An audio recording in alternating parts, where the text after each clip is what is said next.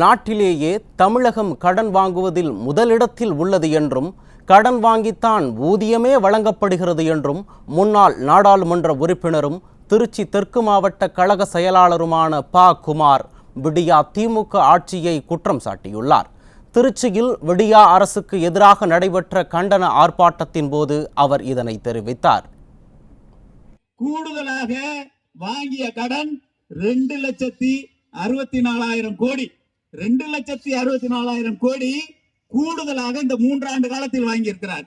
இந்த கடன் வாங்குவதற்கு ஒரு குழு அமைத்தார். அந்த குழுவுக்கு கடனை வாங்கி சம்பளம் கொடுத்து கொண்டிருக்கிறார் ஸ்டாலின்.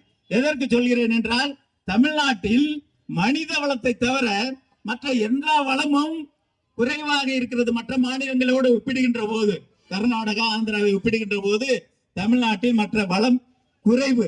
ஆனால் ஸ்டாலின் என்ன செய்தார்? கடன் வாங்குகிறார், இல்லை என்றால் வரியை உயர்த்துகிறார். மின் கட்டணம் உயர்வு, வீட்டு வரி உயர்வு, தண்ணி வரி உயர்வு, பதிவு கட்டண உயர்வு, அதே போல் பத்திரப்பதிவு உயர்வு, வாகனங்கள் புதிதாக வாங்கினால் அதற்கு வரி உயர்வு.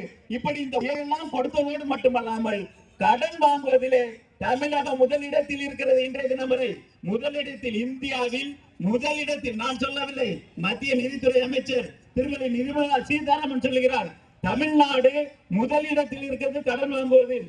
அடுத்த இடத்திலே உத்தரப்பிரதேசம், அடுத்த இடத்திலே மகாராஷ்டிரம். இப்படி தமிழ்நாடு திவாலாக்கி கொண்டிருக்கின்ற